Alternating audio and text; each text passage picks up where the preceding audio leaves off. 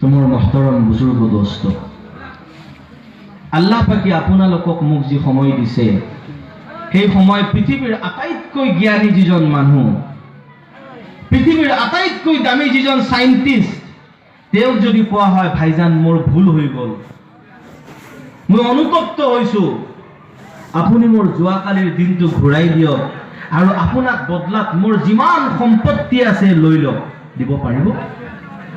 কোনোবাই কওক পাৰিব দিব? নোৱাৰে। তো মোৰ সন্মানীয় ব্যক্তিসকল, আপুনি মই এটা খোজ দিছো, আমি কবৰৰ পিনে আগবাঢ়ি আছো। আজি যি মাটিৰ ওপৰত আপুনি মই দম্ভালি মাৰি ফুৰি আছো, আজি যি মাটিৰ ওপৰত আপুনি মই দম্ভালি মাৰি কওঁ যে মোৰ কথা যদি নচলে সমাজ দুফাল কৰি দিম, এই জনাবক ৰখা নহব। আজি আপুনি মই কওঁ যে মোৰ কথা যদি নচলে জলসা হ'ব নিদিও, মোৰ কথা যদি নচলে এইখন সমাজত নাথাকো, মই আপুনি দম্ভালি মাৰি যি মাটিৰ ওপৰত ফুৰো যে মোৰ আটাইতকৈ বেছি জ্ঞানী মানুহ মই, মোৰ আটাইতকৈ বেছি সম্পত্তি আছে গাঁৱত, আটাইতকৈ বেছি ধন মোৰ আছে, আটাইতকৈ বেছি দম মোৰ আছে, আটাইতকৈ বেছি মানুহ মোৰ আছে, যি মাটিৰ ওপৰত মই আপুনি দম্ভালি মাৰি ফুৰি আছো, সেই মাটিতেই কিন্তু মহতৰম বুজুৰ্গ দোস্ত আপোনাৰ নিচিনা মোৰ নিচিনা হাজাৰো কৰোড়ো মানুহৰ আল্লাহ পাকে কবৰ বনাইছে, বনাইছে নে নাই?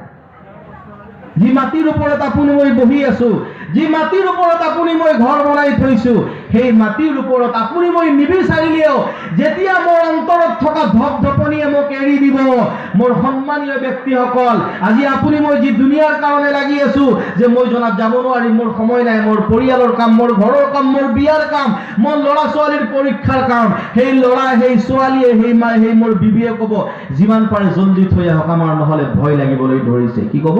যিমান পাৰে জলদি কবৰত থৈ আহক। আৰু কোনোবাই যদি ভুলতে তেওঁলোকক সোধে আপোনাৰতো আটাইতকৈ বেছি মৰমৰ আব্বা আছিল, এজনেই পুত্ৰ তুমি আছিলা, ইমান মৰম তোমাৰ কৰিছিলে, যিমান সম্পত্তি পাইছিলে তোমাৰ একাউণ্টত ভৰাই দিছিলে, তুমি যি ইচ্ছা খৰচ কৰিছিলা, ঘৈণীয়েকক যদি সোধে তোমাৰতো আটাইতকৈ প্ৰিয় মানুহ আছিলে, তোমাৰ স্বামী আছিলে, তোমাৰ কাৰণে কি কৰা নাছিলে আৰু তুমি তেওঁৰ কাৰণে কি কৰা নাছিলে, এটা কাম কৰো দিয়া, তোমাৰ ঘৰত 7 দিন মান তেখেতক ৰাখিব দিয়া। সেই কান্দনৰ মাজত, সেই দুখৰ মাজত সেই গৰাকী মহিলাই কৈ উঠিব আপুনি আমাৰ দুখৰ মাজত আৰু আপুনি দুখ দিবলৈ বিচাৰিছে, আপুনি পাগল হৈছে নেকি? মৰা মানুহক ঘৰৰ ভিতৰত ৰাখিব পাৰিম? পাৰিব কোনোবাই? আপুনি মই যিমানে শান নাথাকক কিয়, যিমানে শক্তি সমৰ্থ সম্পত্তি মৰম নাথাকক কিয়, যিমান দুনিয়াৰ ডিগ্ৰী ডাঙৰ ডাঙৰ নাথাকক কিয়, মোৰ যেতিয়া সম্পৰ্ক সেই শৰীৰৰ লগত মোৰ ধপধপনিৰ শেষ হৈ যাব, মোৰ সন্মানীয় ব্যক্তিসকল, 2-4 জন 5 জন কেইজনমান মানুহে আপোনাক মোক নি সেই অকমান মাটিৰ সেই ঠাইত আপোনাক মোক চিৰস্থায়ী সময়ৰ বাবে খুৱাই থোৱা হ'ব। আৰু সেই খুৱাই থোৱা সেই ঠাইত মহতৰম বুজুৰ্গ দোস্ত আখিৰাতৰ প্ৰথম মঞ্জিল, তাত আপোনাৰ মোৰ হিচাপ আৰম্ভ হ'ব। মোৰ সন্মানীয় ব্যক্তিসকল, আমি যেতিয়া মানুহবিলাকক কবৰ দিবলৈ যাওঁ আৰু তাত যেতিয়া কবৰত মাটি দিয়া হয়, আমি যেতিয়া কিছুমানে কৈ দিলে আমি শুনি শুনি এটা দোৱা হিচাপে পঢ়ো, কি পঢ়ো? মিনহা খলাকনাকুম ওয়া ফিহা নুঈদুকুম ওয়া মিনহা নুখরিজুকুম তারাতান উখরা। ये सिर्फ दुआ नहीं है, এইটো অকল দোৱা নহয়। মোৰ সন্মানীয় ব্যক্তিসকল, আপুনি মই যিসকল মানুহ কবৰত গৈছো, আমাৰ প্ৰত্যেকৰ কাৰণে এটা সতৰ্কবাণী আল্লাহ পাকে আমালোকক কোৱাইছে, যি মাটি তুমি লৈ আছা, যি মাটি তুমি সেই কবৰত দফন কৰা মানুহজনৰ ওপৰত দিবা, সেই মাটিৰ পৰাই মই তোমালোকক সৃষ্টি কৰিছো। মিনহা খলাকনাকুম, ইসি মিट्टी से हमने तुमको पैदा किया, वफीहा नुईदुकुम, और इसी में हम तुमको लौटाएंगे। এই মাটিতেই মই তোমালোকক উভতাই লৈ যাম। চোৱা, তোমাৰ সন্মুখত তুমি কবৰ দি আছা, সেই কবৰৰ মানুহজনক মাটি দি আছা, অকল সি নহয় তুমিও যাব লাগিব। তুমি যে হাতত মাটি লৈ আছা, তুমি ভাবা মই আল্লাহ পাকে কৰি থৈছো তোমাৰ কাৰণে। আৰু তাৰ পিছতে আল্লাহ পাকে কৈছে, এনেকে নাভাবিবা যে তোমালোক মৰি গৈছা মানে হিচাপ শেষ, তোমালোক মৰি গৈছা মানে চিন্তা শেষ, তোমালোক মৰি গৈছা মানে টেনশন ফ্ৰী, নাভাবিবা। কাৰণ আল্লাহ পাকে তাৰ পিছৰটোতে কৈছে, ওয়া মিনহা নুখরিজুকুম তারাতান উখরা, ওয়া মিনহা নুখরিজুকুম তারাতান উখরা, और हम तुमको इसी मिट्टी से फिर एक बार उठाएंगे। এই মাটিৰ পৰা মই তোমালোকক আকৌ একবাৰ উঠাম, পুনৰুত্থান কৰাম। কিহৰ কাৰণে? মোৰ সন্মানীয় ব্যক্তিসকল, হিচাপ দিব লাগিব। আপুনি মই হিচাপ দিব লাগিব।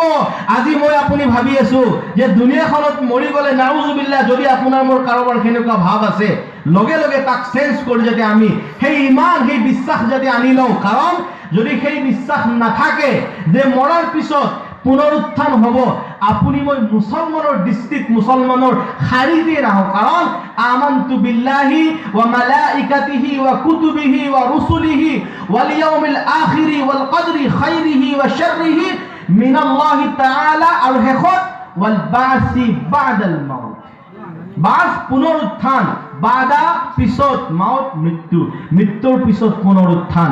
আল্লাহ পাকে কৈছে যদি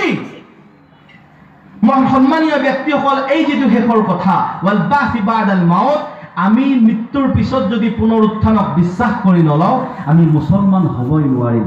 গতিকে আমাৰ যদি কাৰোবাৰ এতিয়াও কেতিয়াবা ভাৱ আহে আল্লাহ পাকে আকৌ উঠাবনে মৰাৰ পিছত, হাড্ডি মাংস গলি পচি চাফা হৈ যাব? তো মোৰ মহতৰম বুজুৰ্গ দোস্ত, আল্লাহ পাকে কোৰআন শৰীফত তাৰ প্ৰমাণ দি থৈ গৈছে। আল্লাহ পাকে কোৰআন শৰীফত তাৰ প্ৰমাণ দি থৈ গৈছে। أعوذ بالله من الشيطان الرجيم أو كالذي مر على قرية وهي خاوية على عروشها قال أنى يحيي هذه الله بعد موتها فأماته الله 100 عام ثم بعثه قال كم لبثت قال لبثت يوما أو بعض يوم قال بل لبثت 100 عام فانظر إلى طعامك وشرابك لم يتسنه وانظر إلى حمارك ولنجعلك آية للناس وانظر إلى العظام كيف ننشزها ثم نكسوها لحما فلما تبين له قال أعلم أن الله على كل شيء قدير। আল্লাহ পাকে কৈ থৈ দিছে কোরআন শৰীফৰ প্ৰথম সূৰাত 3 নম্বৰ পাৰাত